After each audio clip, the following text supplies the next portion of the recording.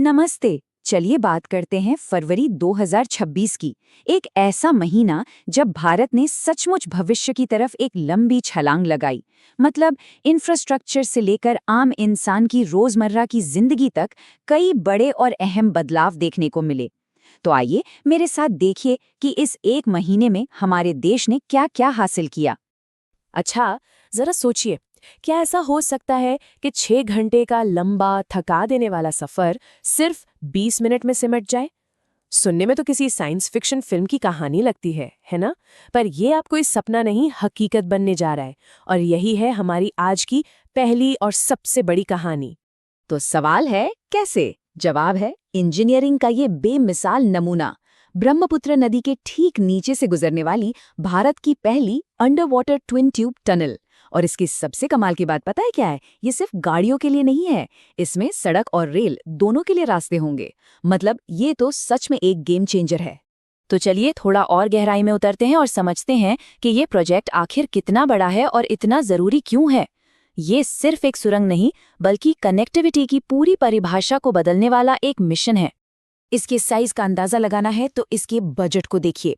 सरकार की cabinet committee on economic affairs यानी सीसीईए ने इसके लिए पूरे 18,662 करोड़ रुपए मंजूर किए हैं। जी हाँ, ये एक बहुत बड़ा इन्वेस्टमेंट है, भविष्य के भारत पर एक भरोसे का निवेश। लेकिन देखिए, पैसा तो एक बात है, असली चीज है इसका असर।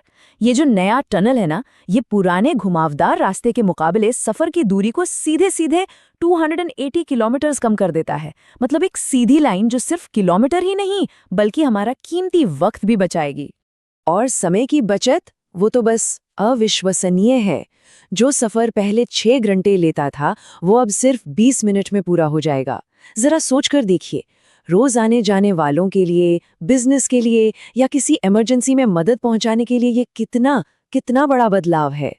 तो ये सिर्फ हमारी आपकी सुविधा की बात नहीं है, इस टनल की एक बहुत बड़ी रणनीतिक अहमियत भी है। मतलब ये नेशनल सिक्योरिटी के लिए भी बहुत जरूरी है।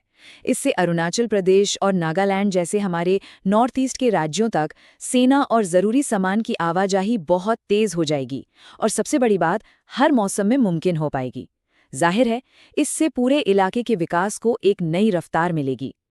देखिए, बड़े बड़े इंफ्रास्ट्रक्चर प्रोजेक्ट्स तो देश की नींव मजबूत करते ही हैं, लेकिन तरक्की का असली मतलब तो तब है जब उसका फायदा सीधे आम आदमी तक पहुंचे। तो चलिए अब जरा उन पॉलिसीज पर नजर डालते हैं जो फरवरी 2026 में लोगों की भलाई के लिए लाई गई। और इसी दिशा में एक बहुत ही जरूरी और बड़ा कदम उठाया गया, पीएम राहत योजना। ये एक ऐसी हेल्थ स्कीम है जिसका सीधा मकसद सड़क हादसों के शिकार हुए लोगों को फौरन मतलब तुरंत मदद पहुंचाना है। ये योजना गोल्डन आवर के कॉन्सेप्ट पर काम करती है। ये गोल्डन आवर क्या है? ये हादसे के बाद का वो पहला सबसे कीमती घंटा होता है जब अगर सही इलाज मिल जाए तो किसी की जान बचने की संभावना सबसे ज्यादा होती है। और इस स्कीम के तहत पीड़ितों को 1.5 लाख रुपए तक का कैशलेस ट्रीटमेंट मिलेगा। और हाँ, देश की तरक्की की कहानी सिर्फ दिल्ली से नहीं लिखी जा रही। हमारे राज्य भी अपने अपने लेवल पर कमाल का काम कर रहे हैं।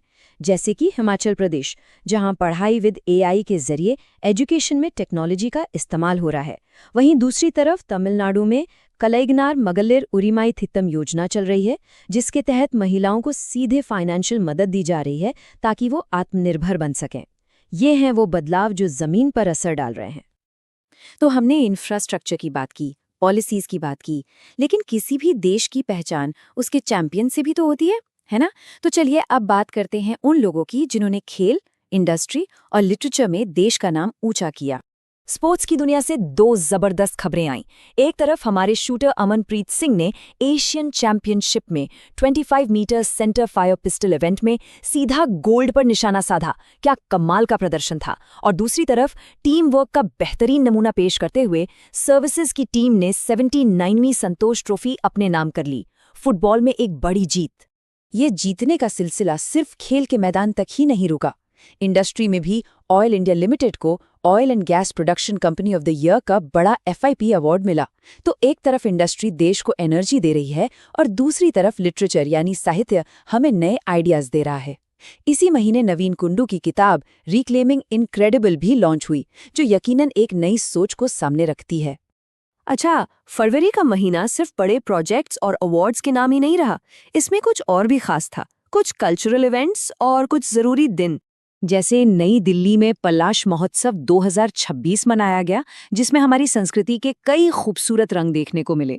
इसके साथ ही 10 फरवरी को वर्ल्ड पल्सेस डे यानी विश्व दलहन दिवस भी था, जो हमारे देश के लिए पोषण और खेती दोनों ही लिहाज से बहुत जरूरी है। और फिर 11 फरवरी को एंटी स्मगलिंग डे ने हमें आर्थिक और सामाजिक सुरक्षा जैसे जरूरी मुद्दों की भी याद दिलाई। तो ये सब तो हो गई अलग-अलग खबरें। अब अगर इन सबको जोड़कर देखें तो फरवरी 2026 की बड़ी तस्वीर कैसी बनती है? चलिए इस महीने की बड़ी बातों को एक बार फिर से दोहराते हैं। तो संक्षेप में कहें तो यह महीना था बड़े इंफ्रास्ट्रक्चर का, जैसा हमने ब्रह्मपुत्र टनल में देखा। ये महीना था आम लोगों की चिंता का, जो पीएम राहत योजना में दिखी। और ये महीना था जीत और सम्मान का, फिर चाहे वो खेल का मैदान हो या इंडस्ट्री का मंच, हर तरफ देश आगे बढ़ता हुआ नजर आया। और हाँ, एक बड़ी अंतर्राष्ट्रीय खबर भी थी। सानाए टाकाइची जापान की पहली महिला प्रधानमंत्री बनी। तो नदी के नीचे सुरंग बनाने से लेकर क्लासरूम में एआई लाने तक, ये थी फरवरी 2026 की कहानी। ये सिर्फ कुछ झलकियां हैं जो दिखाती हैं कि भारत में हर लेवल पर, हर कोने में बदलाव की एक लहर चल रही है। और ये सब देखकर एक सवाल मन में जरूर आता है कि तरक्की का अगला चैप्टर कैसा होगा। और ये वो सवाल है जिसका जवाब हम सब मिलकर लिखेंगे।